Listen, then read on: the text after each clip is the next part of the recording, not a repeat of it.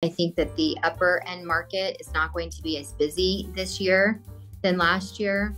We have a lot more inventory in the 4 million plus range. So I think that market is going to take a little bit longer than last spring compared to this year.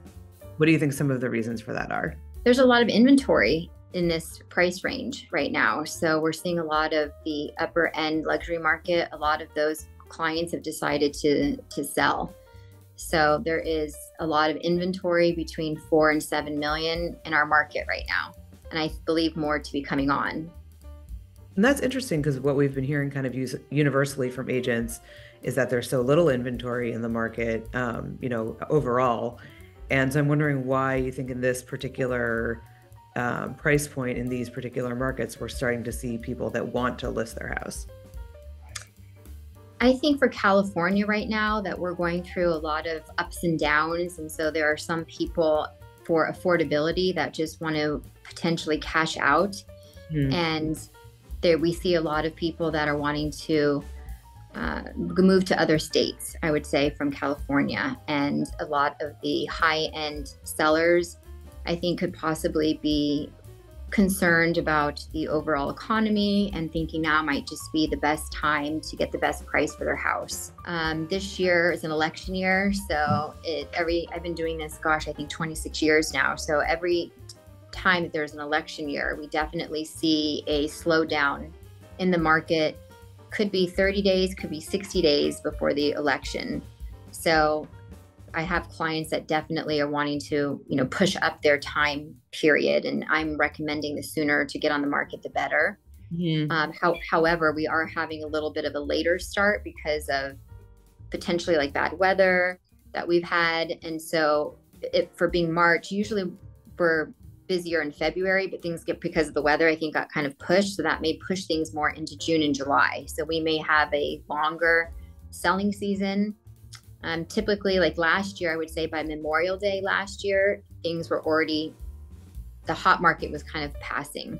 I'm very fortunate, and we're very fortunate as a team that we're very busy. So even though the market has slowed down, we're still very, we're still very busy. And so when I find the market changing, I think it's still a good time to just keep doing the same things because in my experience, I haven't pulled back on marketing dollars or budgets. If anything, we just keep, that consistency, because I think there are some people that stop doing those things and unfortunately probably can't maybe afford to keep doing those things because the market's changing.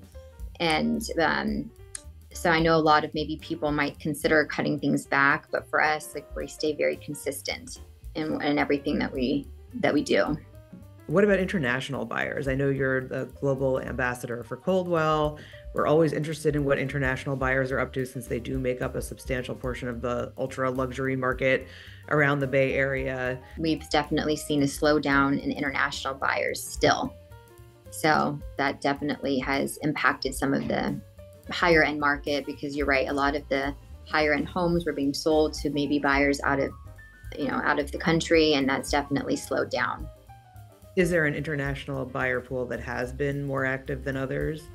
Or is it pretty much local, Bay Area folks who are coming out there to buy? I would say it's local Bay Area folks. We've had a couple definitely for sure from, other states moving in, but I would say not as many international.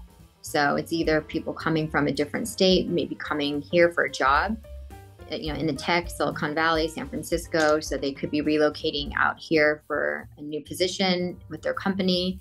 So it's definitely some relocation coming from out of state. But then I would say most everybody else are coming from other parts of the Bay Area. Like we mentioned, San Francisco, Silicon Valley area, those kind of bigger cities. Sometimes people want to come into the suburbs. Do you think it's particularly helpful in such a family-focused environment, to have a bunch of other women who are moms who can speak to what some of the concerns might be, if people are relocating or what they might be looking for their families? Is there something to the environment that you guys work in that makes it particularly apt for an all-female team? I think there's I'm sure great male realtors out there that could offer, similar advice. But I think that a lot of times, women do make the decisions a lot of times on like what they want for a house.